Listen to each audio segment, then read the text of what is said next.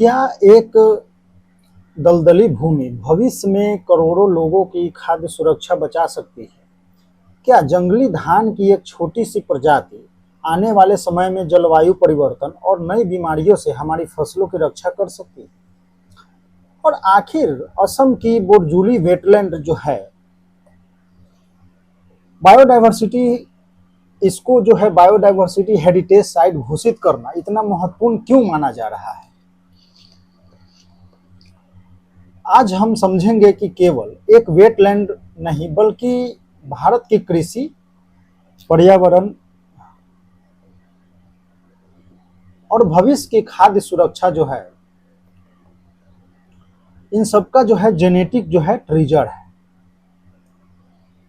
तो आज का विषय GS paper 1 and GS paper 3 पर्यावरण, भूगोल एवं पर्यावरण, खाद्य सुरक्षा, इन्वायरमेंट एंड डाइवर्सिटी से जुड़ा हुआ है। वीडियो में हम जानेंगे कि बोरजूली वेटलैंड क्या है, बायोडाइवर्सिटी हेरिटेज साइट क्या होती है और यह भारत की फूड सिक्योरिटी तथा क्लाइमेट रेजिलियंस के लिए क्यों महत्वपूर्ण है। प्रकृति को सबसे अनमोल विरासत यह है, प्रकृति की सबसे अनमोल विरासत यह है, अनमोल विरासत वह है जिसे हम आज बचाते हैं और आने वाली पीढ़ियां उसका लाभ उठाती है। तो जब भी जैव विविधता की बात होती है, हम अक्सर बाघ, हाथी या गैंडे की कल्पना करते हैं, लेकिन कभी कभी एक छोटी सी घास, जंगली घास भी भविष्य की सबसे बड़ी सुरक्षा बन जाती है। असम की बोरजूली वेटलैंड इसका जीवंत जो है उदाहरण है। ठीक है, और इसे बायोडायवर्सिटी हेरिटेज साइट घोषित किया गया है ताकि भविष्य की कृषि और खाद्य सुरक्षा के लिए इसकी अनमोल आनुवांशिक संपदा को संरक्षित किया जा सके। ठीक है, तो आप ये बोल सकते हैं इन सीटू का संरक्षण है। और ठीक है, रोग प्रतिरोधी प्रजाति ओरिजा रूफिपोगन, ठीक है, जंगली धान की एक दुर्लभ के संरक्षण के लिए जो बोरजूली आर्द्र भूमि है उसका आधिकारिक तौर पे बायोडायवर्सिटी हेरिटेज साइट अधिसूचित किया गया है।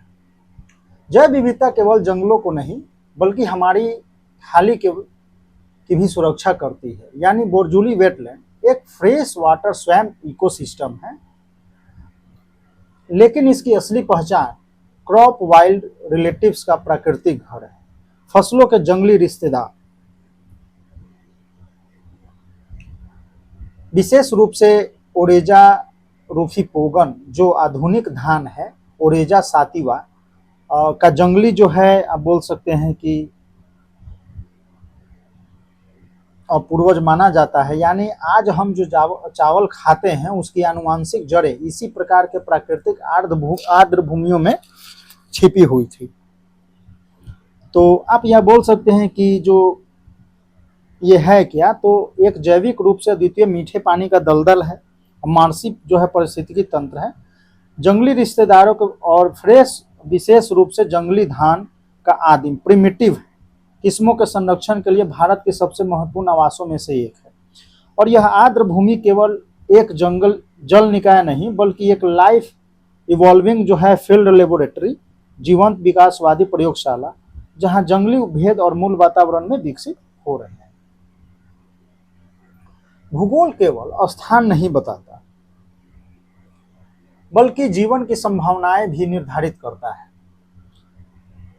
तो असम के सोनितपुर जिले में ब्रह्मपुत्र नदी की बाढ़ प्रभावित घाटी में स्थित यह क्षेत्र monsoon run of, flood pulse और एलुवियल चैनल्स में इससे पोषित होता है। ठीक है, और लगातार बाढ़ और जल भराव से इस क्षेत्र को चुनौती नहीं है बल्कि इसकी जैव विविधता की सबसे बड़ी शक्ति बनती है। तो आप यहाँ से बोल सकते हैं कि असम राज्य के सोनितपुर जिले में है। ब्रह्मपुत्र नदी घाटी के उपजाऊ अत्यधिक बाढ़ प्रवण मैदान के भीतर स्थित है। आज भी मुख्य रूप से मौसमी मानसूनी अपवाह और स्थानीय जलोढ़ और यहाँ वातावरण स्वाभाविक रूप से तीव्र बाढ़, जल भराव स्थितियों के बीच जो है चक्रण करता है।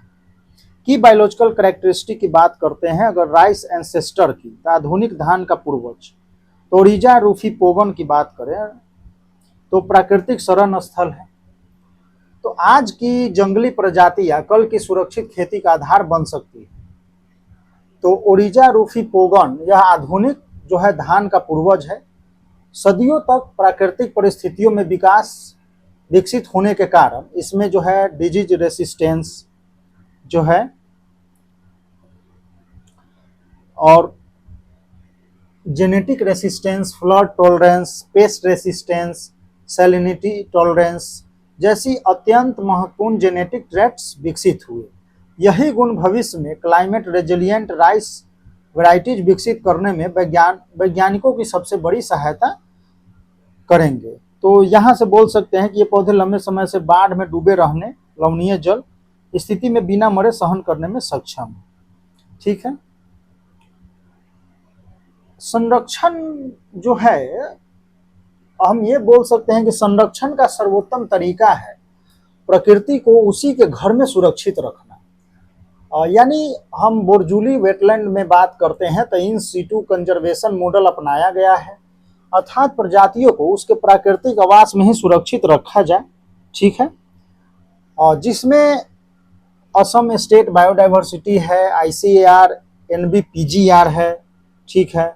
यानी राष्ट्रीय पादप आनुवंशिक संसाधन ब्यूरो एंड असम जैव विविधता बोर्ड। तो इन दोनों के सहयोग से किया जा रहा है। और एक्स सिटू कंजर्वेशन यानी जीन बैंक की तुलना में इन सिटू कंजर्वेशन प्रजातियों की बदलती जलवायु के अनुसार निरंतर विकसित होने का जो है अवसर देता है। तो हम यहां से बोल सकते हैं कि देखिए, जीन बैंकों में बीजों को सुरक्षित रखने के विपरीत इन सीटू जंगली संरक्षण जंगली प्रजातियों उनके प्राकृतिक पर्यावरण में लगातार जो है विकसित होने और नई जो है जलवायु चुनौतियों के अनुसार अनुकूलित होने का अवसर देता है। तो ये सब चीजें हैं। तो हर संरक्षित क्षेत्र जंगल नहीं होता, लेकिन हर अनमोल पारिस्थितिकी तंत्र संरक्षण का अधिकारी होता है। अब प्रश्न उठता है कि बायोडाइवर्सिटी हेरिटेज साइट क्या होती है। तो देखिए, यह एक ऐसे विशिष्ट क्षेत्र होते हैं जहां दुर्लभ प्रजातियां, विशिष्ट पारिस्थितिकी तंत्र, वाइल्ड क्रॉप रिलेटिव्स और या महत्वपूर्ण प्राकृतिक विरासत जो है मौजूद होती है। इनका उद्देश्य अगर हम बात करते हैं तो उन क्षेत्रों को संरक्षण देना है जो नेशनल पार्क हो गया, वाइल्ड लाइफ सेंचुरीज हो गए। ठीक है। इन दायरे से बाहर रह जाते हैं, मतलब इस दायरे में नहीं आते हैं, उनको ये सुरक्षा संरक्षण देते हैं, लेकिन जैव विविधता की दृष्टि से अत्यंत महत्वपूर्ण होते हैं। तो जो जैव विविधता की दृष्टि से अत्यंत महत्वपूर्ण है और नेशनल पार्क और वाइल्ड लाइफ सेंचुरी के दायरे से बाहर है, उनको ये संरक्षण देते हैं, आप ऐसे बोल सकते हैं। और जैसे कि पवित्र उपवन है, आर्द्र भूमि है, ये सब इनको सुरक्षित। ठीक है। तो प्रकृति का संरक्षण तब सफल होता है जब उसमें स्थानीय समुदाय भागीदार बने।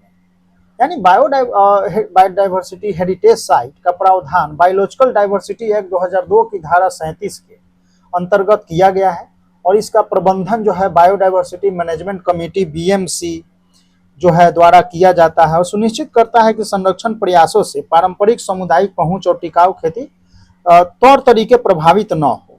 वित्तीय सहायता की तो राष्ट्रीय जैव विविधता प्राधिकरण के मार्गदर्शन में विनियमित होता है और दीर्घकालिक खाद्य सुरक्षा, जलवायु अनुकूल कृषि, राष्ट्रीय वर्षा संचित क्षेत्र प्राधिकरण, केंद्रीय एजेंसी से धन प्राप्त होता है।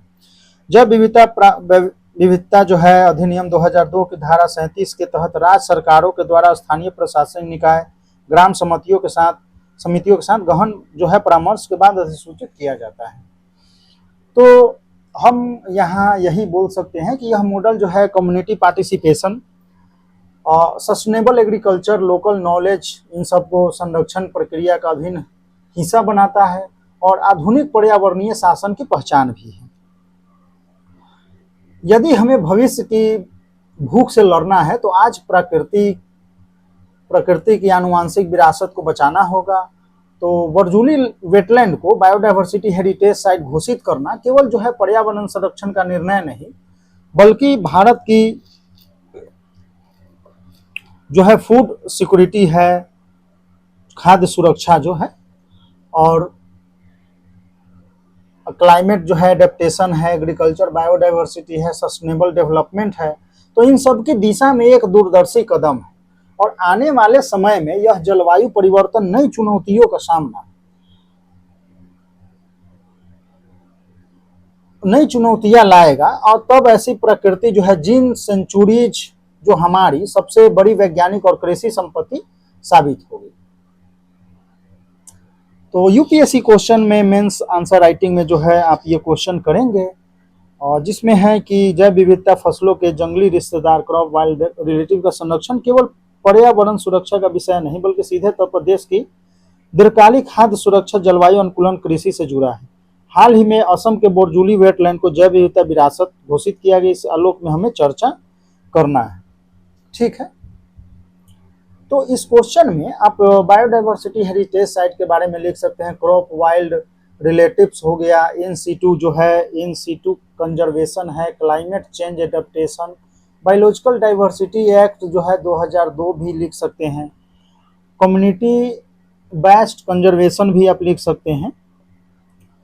तो ये सब चीज़ें जो है इसमें आप ऐड ऑन करेंगे, और बोल सकते हैं लास्ट में कि प्रकृति हमें केवल संसाधन नहीं देती, बल्कि भविष्य की संभावनाएं भी सौंपती है।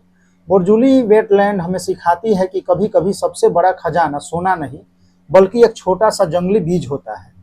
तो अगर आपको यह विश्लेषण उपयोगी लगा हो तो वीडियो को लाइक, साथियों से शेयर करें, और ज्योग्राफी और इन्वायरमेंट आधारित यूपीएससी करंट अफेयर के लिए चैनल को सब्सक्राइब करें। याद रखिए कि जो राष्ट्र अपनी जैव विविधता की रक्षा करता है, वही अपने भविष्य की रक्षा भी करता है। तो मिलते हैं अगले महत्वपूर्ण विषय के साथ। धन्यवाद।